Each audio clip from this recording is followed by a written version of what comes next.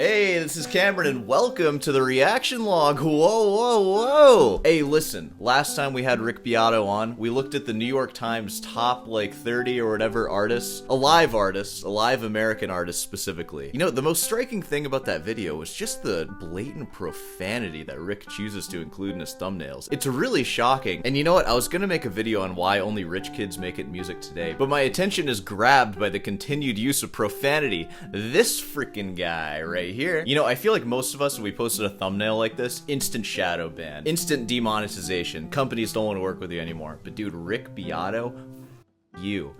This guy. Hey, New York Times, big company that runs the media or whatever, you. That's right, that's Rick Beato, 1 million views in one day. Watch this New York Times music critic embarrass himself again. Hey, and watch Sorehands react to it again. By the way, let me go ahead and introduce myself.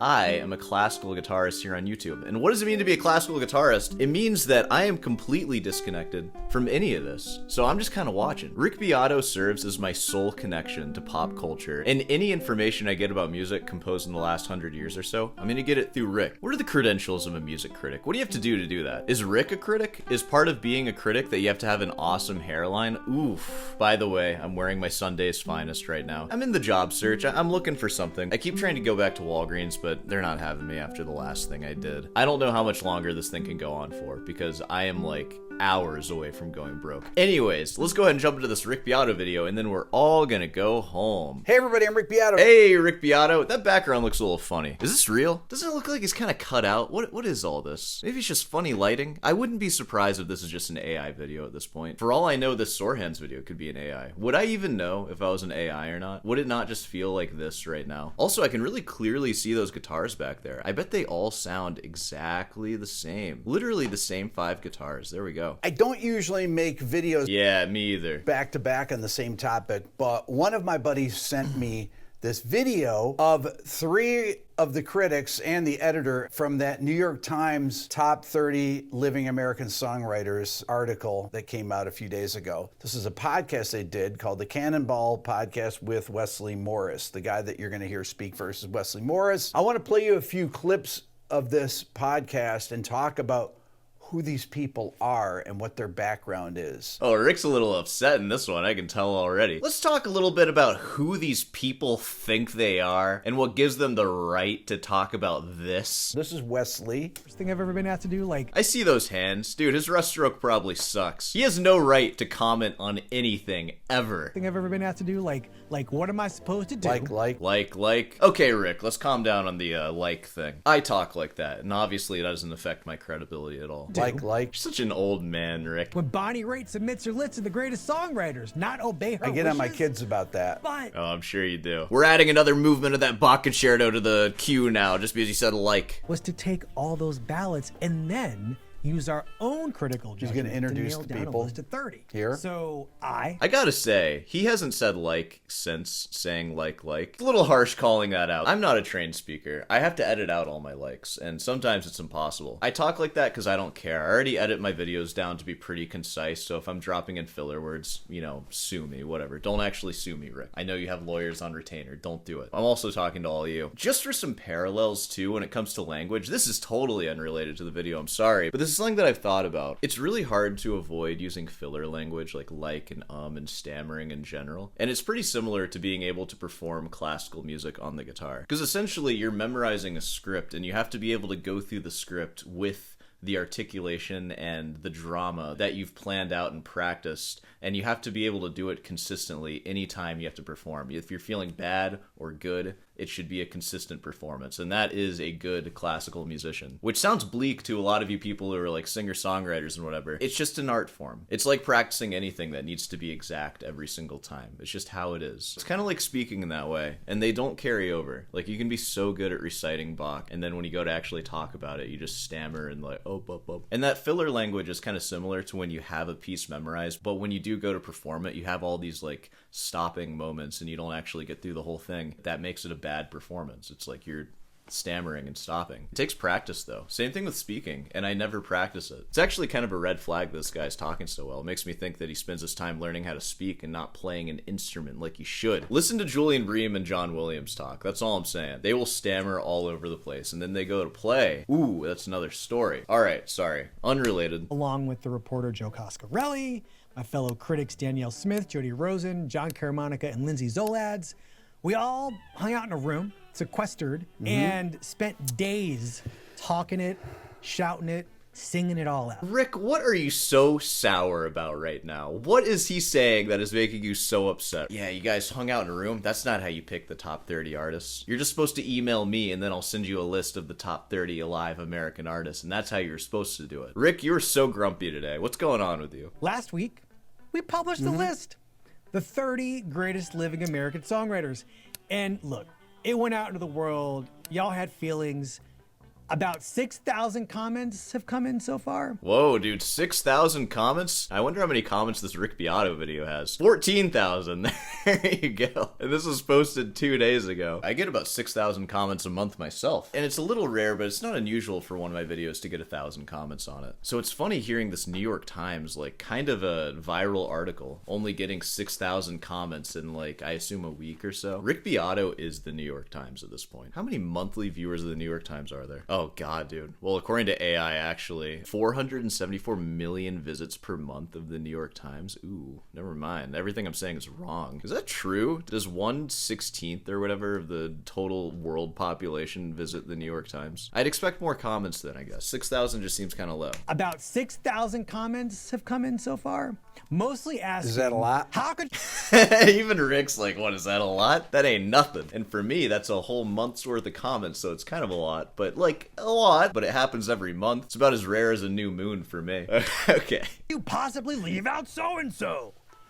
Well, look, I mean, we only had 30 slots. I have a lot to of play comments, with. but they didn't say we also that. made those Okay, 30 Rick, I have a can lot you of please comments, pause the but they video don't if you're going to talk? say I that. appreciate that. Choices. I'm inviting two of the folks who were in the room with me making those decisions, John Caramanica and Joe Coscarelli. Critique is Folks conducting who were in form. the- Does that seem legit to you right there? Does that look good? So check this guy, John Caramanica, out as he explains what a songwriter isn't to him. Oh, heck yeah, And dude. songwriting is such a peculiar thing. It has so much baggage. That's so true. It honestly does. Like, if you call the music that I work on a song, I get really upset. I get really offended by that. There's all this, like, folk baggage attached to a song, right? With attachment to certain communities, certain subgenres. Yeah, like Schubert songs, right? That's what I think of when I think songs. I don't think of so much what's on the top 40 songs. I call those ditties, personally. They're little ditties. But, like, German Lieder song, that's a different thing. And Songwriting has baggage, engaged okay? fan. Extremely fixed idea of what constitutes songcraft. And what do you think that idea is? Like, I think it's pronounced song crap. I think it's to- a heroic white man with a guitar struggling through his emotions, sitting in a room, no collaborators, no contact with the outside world,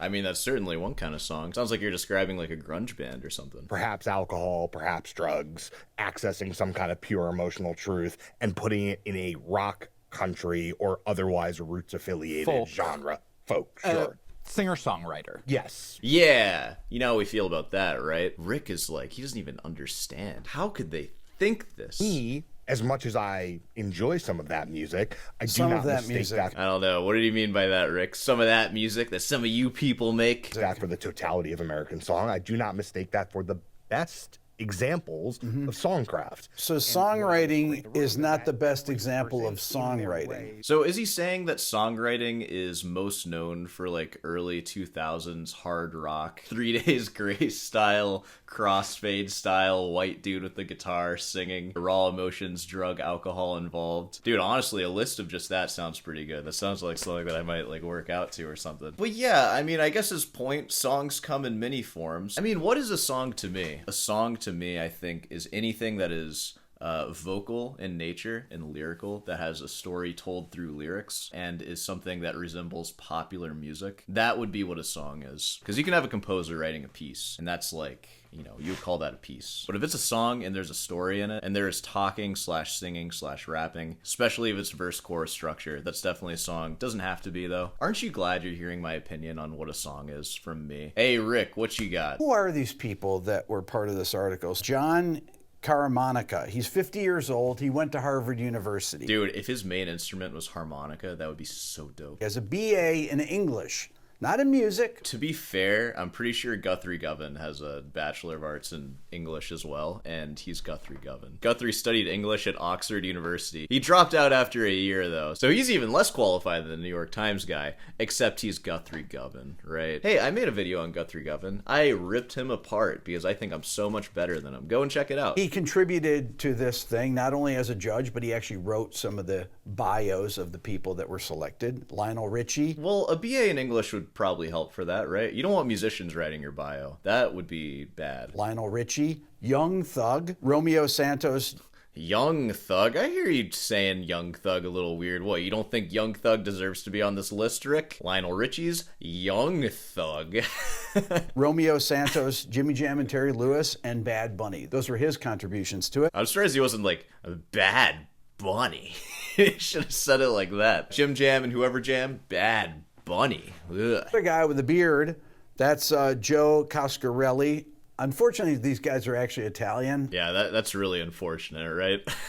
Why is that unfortunate? Yeah, I really hate seeing these guys getting jobs at the New York Times. They really should be sweeping streets or whatever I think Italians should do. Whenever I see an Italian make it in America, it just pisses me off. I don't know.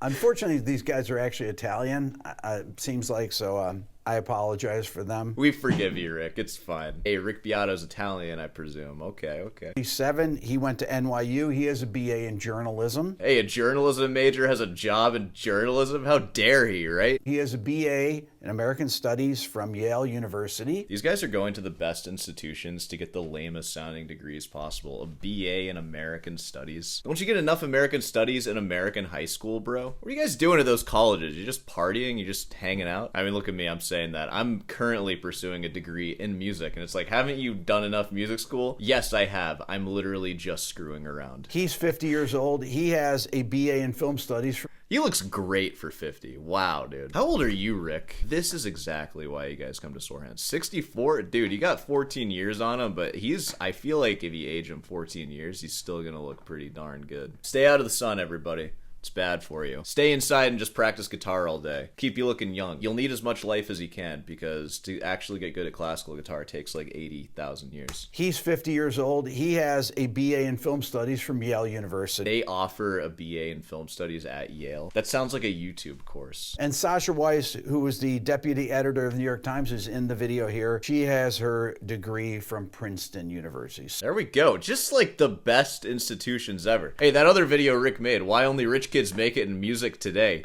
Dude, why only freaking Ivy League rich people make it to the New York Times? What's up with that? Let's hear that video. I'm getting university envy over here. Mostly Ivy League people. Not that there's anything wrong with that. Yeah, we won't hold it against them now. But I don't see any music degrees. Yeah, I think the people who got music degrees are a little too busy panhandling outside of the Jiffy Lube. I don't think New York Times wants to hire them. Not that you need to have a degree in music to be a music critic, but maybe it would help a little bit if you're talking about, I don't know, melody, rhythm, song structure. Maybe it'd be helpful if you're talking about production. None of that stuff matters to these people. All they care about are those stupid freaking lyrics that they write down and they sing poorly and then run through pitch correction and auto-tune. That's all music is. You can have the worst music ever, but if you have a story that's been told 10,000 times and you just tell it in a way that makes somebody like feel a little something for a second, oh, that's a good song all of a sudden. It's garbage. I want to play this same guy, John Caramonica's response to why Billy Joel did not make the list. I went to Berklee College of Music.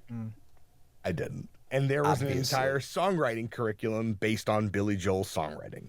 It's literally stupid he's not on this list. You went to Berkeley and they have an entire course on Billy Joel songwriting. I mean, what else would they be doing there, right? True. This is great. I wish I'd seen this guy. I would have responded to this comment. You still can. I am about to. It's like not having Hendrix or Eddie Van Halen on a list of greatest guitarists. Okay, here we go. This is why Billy Joel shouldn't be on it's it. actually not like that. Thank you for this opportunity to respond to this comment, to which I do respectfully. His energy is really throwing me off right now. He's like, you little ant barking up at me why Billy Joel should be here. He's a little mad with power right now. I think that's what it is. Rick is disgusted by it too. Oh my goodness. When you think about Hendrix and Eddie Van Halen, you think about formal innovators who are also, in their way, hit makers and creators. Billy of Joel wasn't a melodies hit maker? and also processes that are universal in how they have moved through the world in their wake. Billy Joel is a very good example of a person who writes 1 or 1.5 kinds of songs really well, that also people before him wrote really well and people after him wrote really well. I love that I'm delivering this to camera. I'm really going in. We're clipping this. No, we're really All going right. in. I like Billy Joel. You get the idea. I just want to go on the record and say, don't. You hear these guys competing for the worst take? Dude, they should invite me on that show. I feel like I could give them even worse takes than that. So, Billy Joel's not an innovator. Like, I would say Hendrix is the only one out of that list that actually was an innovator. I feel like nobody at the time of Hendrix was sounding like Hendrix. But Eddie Van Halen, he was awesome. Don't get me wrong. But there were a lot of like hair metal, speed, fast players that pretty much sounded like that. I don't know about the Billy Joel thing. I don't really have a dog in that race, to be honest. I guess what I would like to see is who beat out Billy Joel. Let's hear what Rick has to say. He has an actual opinion, probably. It's like, I love Billy Joel. And the other guy's like, I say, I like Billy Joel. I know you don't like Billy Joel. I like Billy Joel. People I love. it's ridiculous. Here's 4 Ivy League educated people. You've got 2 from Yale, 1 from Princeton, and Mr. Harvard there that are the most pretentious, cork-sniffing, smug people that are all music critics with no background in music. Exactly what you would expect from a New York Times music critic. Yeah, and he's a New York Times critic, and I'm a Rick Beato critic. Dude, he's actually bringing in the Good Will Hunting reference. Hoping you might give me some insight into the evolution of the market economy in the southern colonies. Now, I shouldn't rag on these. They did sound insanely pretentious, though. It's also funny coming from me, because I'm insanely pretentious. But I have one thing that they don't have. This is a comedy show. Nothing about this is serious. So, don't let the blazer confuse you. Pay more attention to this part. I am a clown. I believe in education. As a matter of fact, I actually worked for Harvard University indirectly back in 1986. Yeah, I was a janitor. I was solving math equations that they left outside, too. When I played in the pit orchestra, upright bass, at the American Repertory Theater for about a year, back when I was in grad school in Boston in 1986. I went to New England Conservatory and did get a music degree. In fact, I got my master's in music, and jazz studies in particular. There we go. All right, Rick. Hey, I'll be there with you soon, Rick. New England Conservatory of Music, which is an actual music school where you learn about music. When I'm talking about music on here, I can play the music myself. I can play any song except for Alan Holdsworth. Is that true, Rick? You can play anything you talk about? I'd like to go through your catalog, because I would never, ever say that. Because I've reviewed crazy people on here. For example, David Russell. I've reviewed him playing the same music that I play. Which maybe means, like, I can play the repertoire, maybe not how it was originally played by these people. It's just bold. It's bold, is what I'm saying. All right. If I'm talking about classical music, if I'm talking about jazz, if I'm talking about rock. Rock? Classical music. I'd like to hear you play some classical guitar, Rick. I'm ready for that. I can play all the parts. I can play the guitar parts, the bass parts, the piano parts, the drum parts. I have to make a video about this so that you guys can at least experience this. It only had 40,000 views. Ooh, oh man. He's hitting them where it hurts, too. You know, Rick, if all my videos got 40,000 views, I'd be pretty happy with that, personally. I'm just a little fish swimming with sharks right now. I get that. But this little fish has a lot of heart. All right. How many views did this video get? So I thought I'd give it a little boost here. Love to know your thoughts. Hit subscribe. Leave a comment, please. Thanks for watching. Awesome. Dude, this thumbnail is just Incredible. Hey, well, that was the Rick Beato reacting to the list makers making a video about their list and defending it. It's all crap to me, and I don't get it. And, you know, don't listen to it. How about that? Hey, I hope you've been practicing guitar. Maybe you've been practicing throughout this video. That's pretty good. By the way, just talking to you for a little bit, the recital class that I announced yesterday, it's sold out, and there were only 12 people that could join. I realized after publishing it that it totally looks like I'm doing a 12 disciples thing and I'm trying to be Jesus. That was on accident, but really fitting because of my appearance and my general demeanor. So, were you one of my 12 disciples? Hey, I'm looking forward to meeting you on Sunday, and I hope you've been practicing. I expect you to play really well. You better play well. No, I'm just kidding. It's not that high of a pressure thing, but it is going to be a little bit of pressure. I'm a little nervous to play for it myself. And if you wanted to join it and you found that it's at capacity, maybe just send me an email or something. I'm just going to keep this one at 12, but just send me an email so I get an idea of how much demand there is. And depending on how long it takes, maybe I'll up it to 15 next time. This was the first class, so I don't know if it's going to sell out every single time, too. I have no idea. I have no idea how it's going to go in the future, but I'm really happy about that. That's good. That's really good. Let's go ahead and wrap this one up here.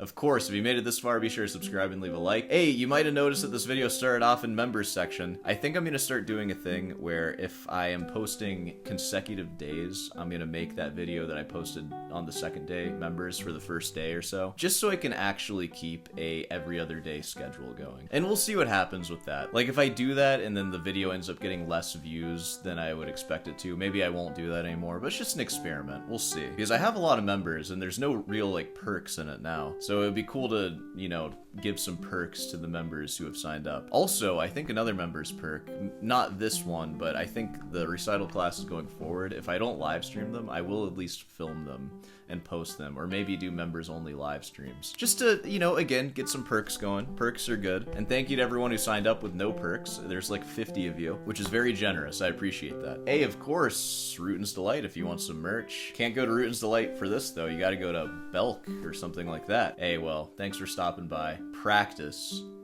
your guitar, and I'll see you in the next one.